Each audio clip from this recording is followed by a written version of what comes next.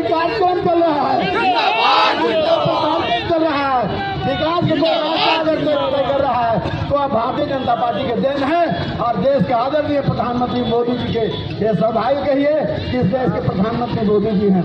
आज अमन चैन और शांति की बात करते हैं, एकदम गरीब गुरुआ जिसका कोई सुनने वाला नहीं है, उसका आवाज है माननीय मोदी जी। शनिवार को हमको पैसा देना पड़ता है। तो हम कह सकते हैं कि भ्रष्टाचार में सरकार पूरी तरह से डूबी है।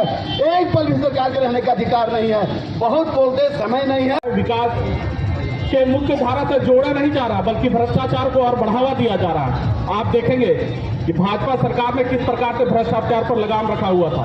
भ्रष्टाचार का कहीं नाम निशान नहीं था और विधायक, भारतीय जनता पार्टी के विधायक आज पिछले 5 साल में किसी पर भी भ्रष्टाचार का मामला नहीं आया। लेकिन आप जिस राज्य में हैं, ये राज्य शुरू से बदलाव रहा है। जिस समय से बना उसमें से कई मुख्यमंत्री भ्रष्टाचार के मामले में जेल जा चुके हैं। मुझे शंका नहीं, पूरा विश्वास है कि ये भी मुख्यमंत्री बहुत जल्दी जेल जाएंगे, क्योंकि इनका भी पूरा हाथ सर से लेकर पैर भ्रष्टाचार में डूबा हुआ है। और किस प्रकार से राज्य के जो खनिज पदार्थ है उसका दोहन ये कर रहे हैं। राज्य का मुखिया अगर ये करता है तो निश्चित तौर पर यहाँ की जनता किससे उम्मीद करेगी? राज्य की जनता का एकमात्र उम्मीद भारतीय जनता पार्टी है। निश्चित तौर पर यहाँ के लोग भोले भाले हैं। जेएमएम और कांग्रेस के बहकावे में आकर पिछली बार भारतीय जनता पार्टी को हराने का काम किया था, लेकिन आज वो लोग पछता रहे हैं। जिस प्रकार से इस राज्य का विकास अवरुद्ध हुआ है, निश्चित तौर पर आने वाले समय में लोगों को सचेत होने की जरूरत है। झूठ के बहलावे में न आने की जरूरत है। कोई भारतीय जनता पार्टी के अलावा कोई भी सरकार राज्य के बारे में, राज्य की जनता के बारे में, विकास के बारे में नहीं सोच सकती है। मैं चाहता हूं इस कार्यक्रम के माध्यम से जनमानस ये संदेश लोगों तक जाए, क्योंकि जब यहाँ के मुख्यमंत्री जब ईडी, सीबीआई और ये उनसे पूछताछ करेंगे भ्रष्टाचार के मामले में, तो निश्चित तौर पर यहाँ के लोगों में एक अलग और देश दुनिया में एक अलग मैसेज जाएगा कि जब हमारा मुखिया ही चोर है तो निश्चित तौर पर राज्य का इमेज क्या जाएगा, वहां के लोगों का इमेज क्या जाएगा। तो मैं कहना चाहता हूं कि निश्चित तौर पर मुख्यमंत्री को स्वेच्छा से जब उन पर आरोप लगा है तो निश्चित तौर पर उनको इस्तीफा देने का काम करना चाहिए और नई सरकार बननी चाहिए। इन्हीं बातों इस महागठबंधन की सरकार को लगातार लगभग 3 वर्षों से झेल रहे हैं और आप ही नहीं झेल रहे हैं, प्रदेश की जनता इसको झेल रही है।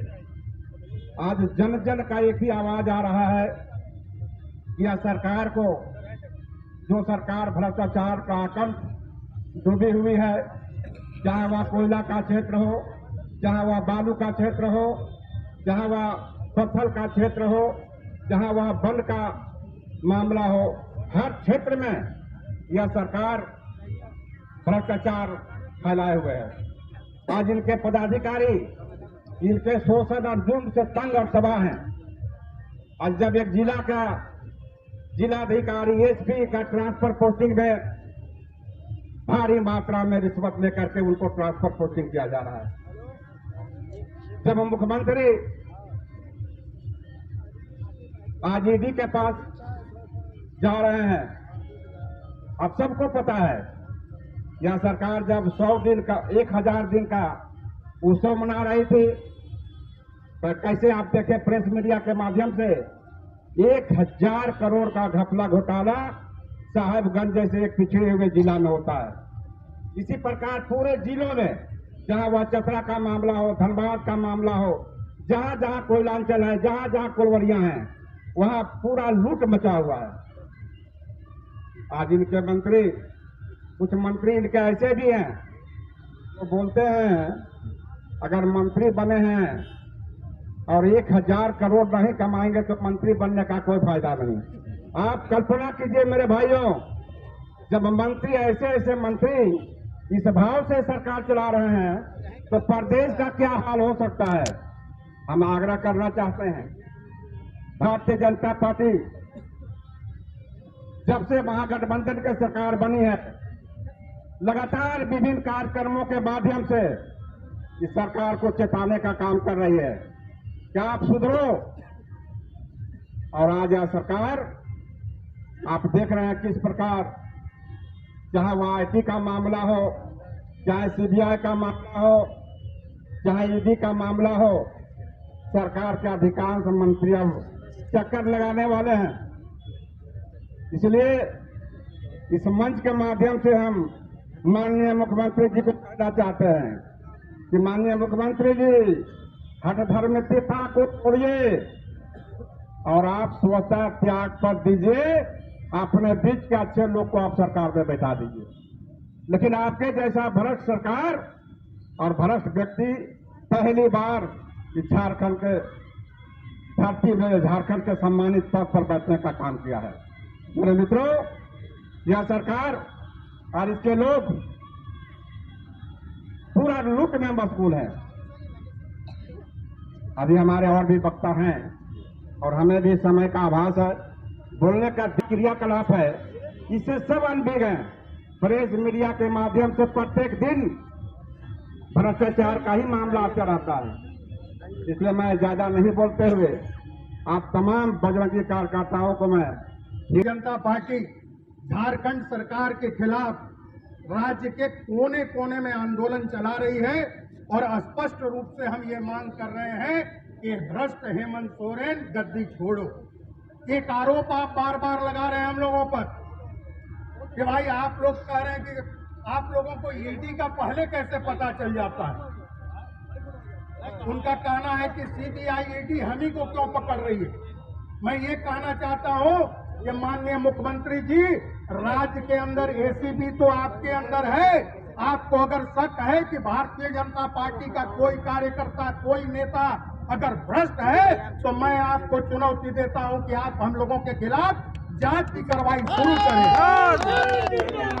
और एक भी आरोप अगर गठित होकर हम लोगों को न्यायालय ने या एजेंसी ने बुलाया तो हम लोग पहले इस्तीफा देने का काम करेंगे, फिर राजनीति करेंगे।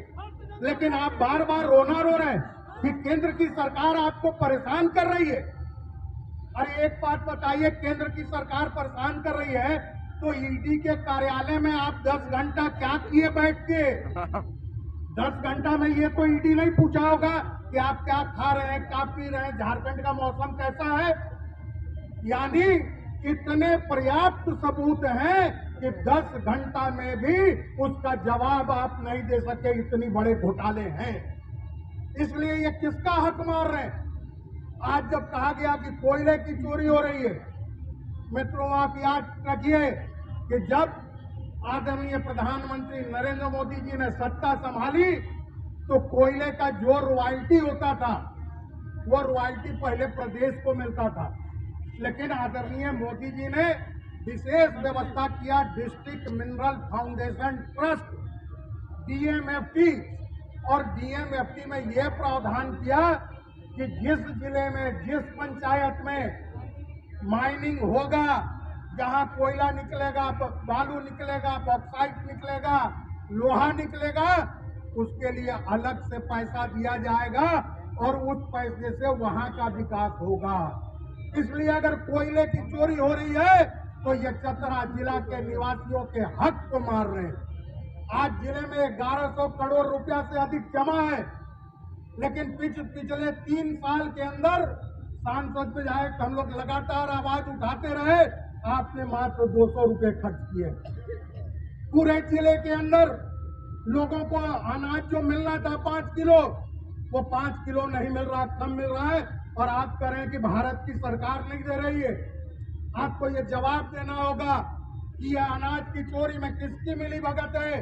आप जनता का हक कैसे मार रहे हैं। हम लोगों ने पार्लियामेंट के अंदर आवाज उठाई कि चतरा जिला सहित पलामू को सुखाड़ क्षेत्र घोषित करो, लेकिन आज तक आपकी सरकार ने, भारत के सरकार को जवाब नहीं दिया। ये रिपोर्ट नहीं भेजा कि यहाँ सुखाड़ है, इसलिए सुखाड़ नहीं घोषित हो सका। इसलिए ये सरकार जनता के हितों पर कुठाराघात कर रही है, जनता का हक आप छीनने का काम कर रहे हैं। इसलिए भारतीय जनता पार्टी आज जनता के अदालत में राज्य के कोने कोने में गुहार उठा रही है कि अगर आपने इस सरकार को नहीं बदला तो हेमंत सोरेन जी, आप अपना नीति और आचरण नहीं बदलेंगे तो जनता आपको बदलने का काम करेगी। क्योंकि हर जगह केवल मुख्यमंत्री ही नहीं, हमारे जिले से भी मंत्री हैं, उनकी चर्चा करना ही बेकार है, आप सबको पता है। मैंने देखा आज कई शहीदों को सम्मान देते हुए एक बैनर लगा हुआ है कांग्रेस का। मैं उनसे पूछना चाहता हूं कि भैया चतरा में शहीदों का सम्मान कर रहे हो और यहाँ कोई कार्यक्रम चल रहा है, चल रहा है, विकास के कोई कर रहा है, तो अब भारतीय जनता पार्टी के देन है और देश के आदरणीय प्रधानमंत्री मोदी जी के ये सौभाग्य कहिए कि इस देश के प्रधानमंत्री मोदी जी हैं। आज हम चैन और शांति की बात करते हैं, एकदम गरीब गुरुआ जिसका कोई सुनने वाला नहीं है, उसका आवाज है माननीय मोदी जी। शनिवार को हमको पैसा देना पड़ता है, तो हम कह सकते हैं कि भ्रष्टाचार में सरकार पूरी तरह से डूबी है, एक पल इस सरकार के रहने का अधिकार नहीं है। बहुत बोलते समय नहीं है।